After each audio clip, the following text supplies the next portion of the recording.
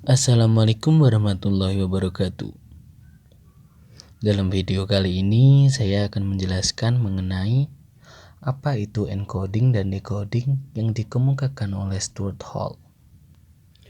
Nah, sebelum itu saya akan memperkenalkan diri dulu. Nama saya Ahmad Maskur Fauzi, NIM 191481027.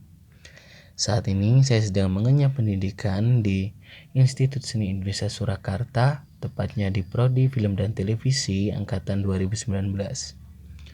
Kemudian saya berusia 21 tahun, lahir di Kediri 6 September tahun 2000. Untuk pergaulan sendiri mungkin bisa dikatakan seperti anak-anak biasanya, juga bermain game, kadang nongkrong, dan juga terkadang pula mencari uang, mungkin seperti itu. Untuk ekonomi sendiri, saya bisa dikatakan menengah ke bawah, karena pandemi ini sangat merubah semuanya. Nah, dalam pandemi ini saya juga sembari mencari sedikit-sedikit uang untuk biaya kuliah saya sendiri melalui membuat video seperti company profile, wedding, pre-wedding, kemudian iklan, bisa dikatakan seperti itu. Nah, sekarang saatnya masuk ke dalam presentasi encoding dan decoding yang dikemukakan oleh Stuart Hall melalui papernya. Sebelum itu, siapa sih Stuart Hall itu? Stuart Hall lahir pada tanggal 3 Februari 1932 di Jamaika. Ia adalah seorang teoris kebudayaan, aktivis politik, dan sosiolog Marxis yang hidup dan bekerja di Inggris Raya sejak tahun 1951. Nah, pada tahun tersebut juga Stuart Hall memenangkan beasiswa Rhodes ke College Merton di Universitas Oxford. Di sana ia mempelajari sastra Inggris dan menerima gelar Master of Arts. Dalam buku Stuart Hall pada tahun 1973 yang berjudul Encoding and Decoding Television Discourse atau pembentukan dan pembongkaran kode dalam wacana televisi, Hall berangkat dari konsep linear satu arah yang kemudian ia kembangkan menjadi sebuah pola yang lebih dinamis, dengan memperhitungkan peranan semua pihak yang terkait dalam proses produksi dan penyebaran pesan.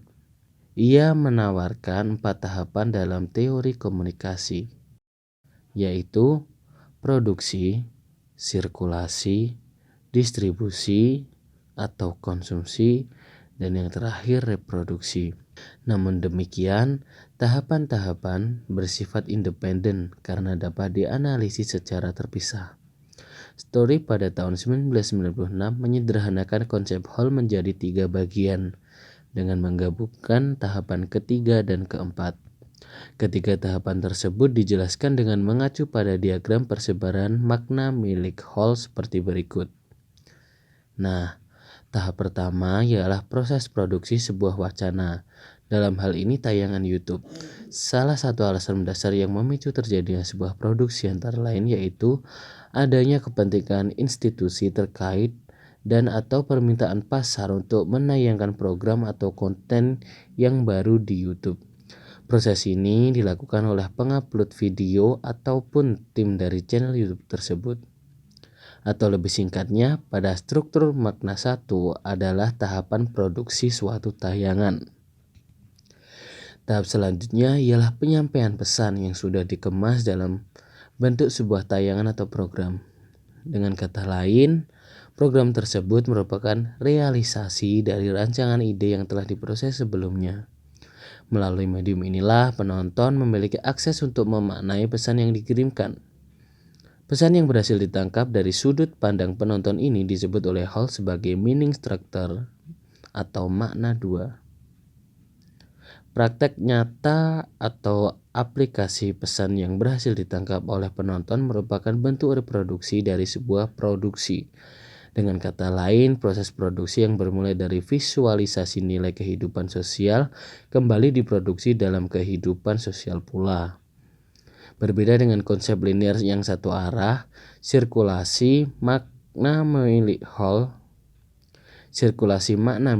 disebut juga sebagai rantai komunikasi karena proses produksi dan distribusi pesan terus berputar secara sirkular. Lebih singkatnya lagi, encoding adalah tahap pembentukan pesan, sedangkan decoding adalah tahap penerimaan pesan yang telah disampaikan. Stuart Hall mengatakan bahwa mana yang terkandung serta yang diartikan dalam sebuah pesan bisa memiliki perbedaan ketika terjadi proses penyandian balik atau decoding dalam suatu komunikasi. Maka akan terjadi 3 posisi hipotekal, yaitu dominant hegemonic position, negotiation position, oppositional position. Nah, dominan atau hegemonic position adalah posisi yang ideal. Terjadi ketika individu memaknai pesan yang terkonotasi, di mana setiap individu bertindak terhadap sebuah kode yang sesuai dengan apa yang dirasakan dan kode itu mendominasi daripada kode yang lain. Kemudian negotiate position.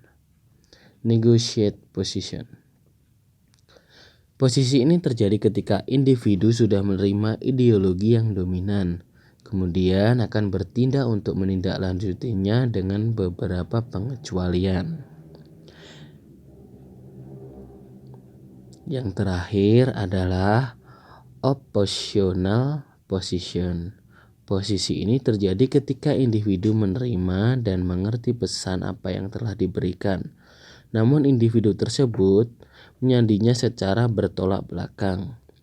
Posisi ini hanya akan terjadi ketika individu yang berpikir kritis kemudian menolak segala bentuk pesan yang disampaikan dan memilih mengartikannya sendiri.